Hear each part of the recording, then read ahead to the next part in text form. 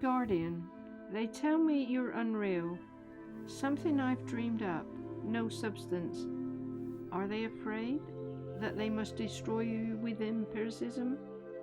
I see you, Guardian, no fairy tale creature, something of stallion, something of stag, your single horn raised not in battle, but as your crown of majesty. You're not mine to own, I know none may possess you except yourself. Yet if I ask when the way through the forest is darkest, when roots catch at my feet, tendrils drag at my arms, and the low unfamiliarity of night song assaults my mind, I shall know that the track I sense beneath these hindrances, the shadow that catches on the faintest star's light, is you, Guardian, allowing me to follow.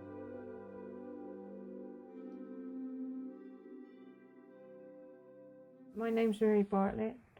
Part of my life over the last 30 years has been on a quest for the unicorn, and it's been a wonderful thing to do.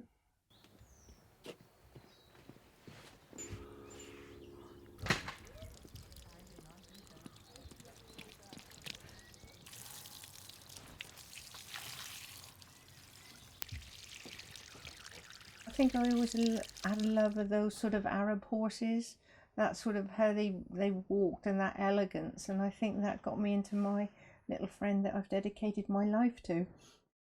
The unicorn adopted me really through a great friend of mine, Gilly Hoyt Byram, because I asked her if she could make one of these, which Dartington used to give to their long service employees, and she said no. She said go and find something else.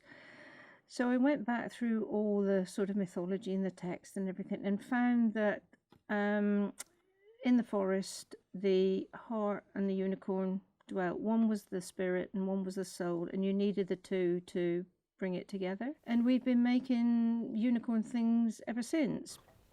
The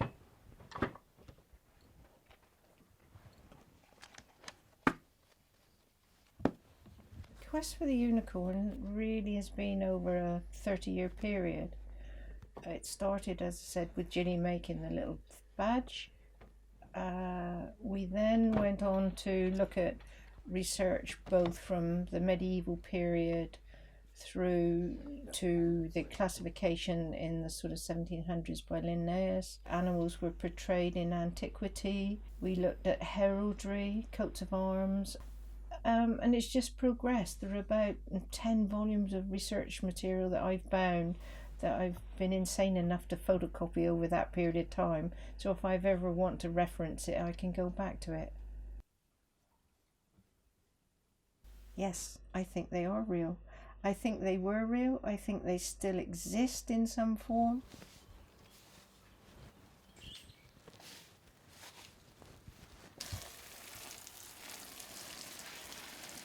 And I began to research them and came across the classification of bovids, which interested me because the unicorns are always depicted with a cloven hoof, a single horn, and a very thin tail, whereas horses, equines, are very different. Horses have these hooves, round hooves like this, and the only time that the horse had a horn, as far as I can understand, is when in the medieval period it had this type of, well, probably not as long as this, to protect the horse's head from being arrowed.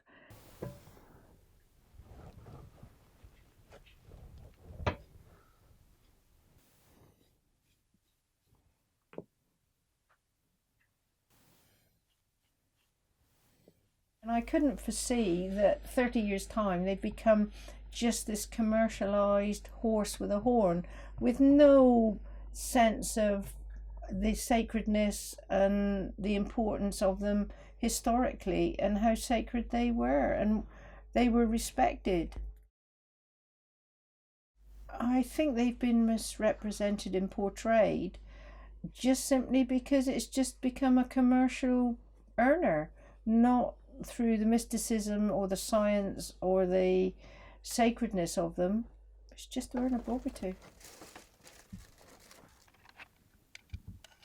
In some ways, it's a good thing because it's children perhaps making them curious, making them interested.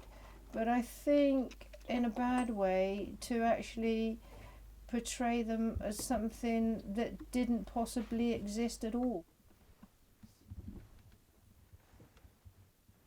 I was working in the second-hand bookshop, had an idea, drew a little sketch of a unicorn, and realised from that time on what a responsibility it was to actually try and make sense of what the myth of the unicorn was.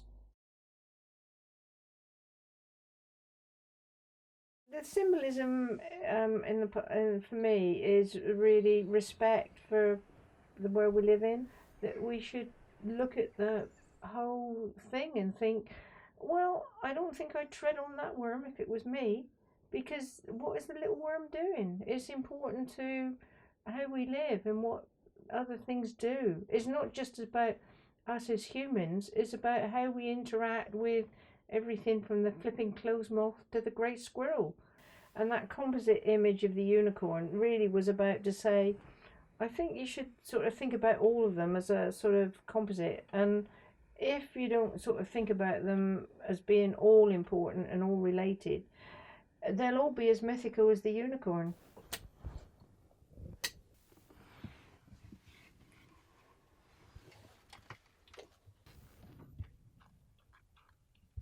The other thing I think you should add is that I'm not out there to convert people to what I think or what I do. That's for them to find their own way in their own quest. I mean, I have no idea what the future of the unicorn is. I don't think the myth of the unicorn will ever get lost. I think it's too important.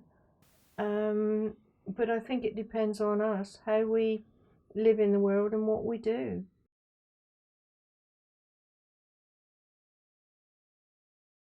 We've done our best as artists and craftspeople to portray the unicorn in the modern world, to try and be true to antiquity. And it's never been about money, it's never been about cost, there's never been a contract. We've just done it because we've believed in it. Or they've, in all fairness, they've had a belief in me, which has been amazing.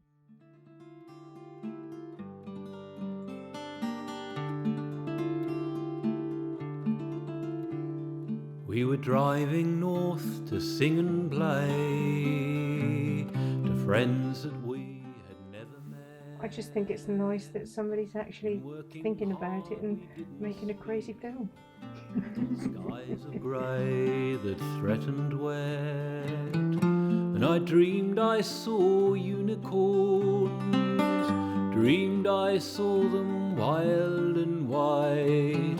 Their restless beauty lit the earth like a star will light a winter's night. Pure as love with manes of milk, they pranced and danced and cried aloud, bright as rainbows round the stars.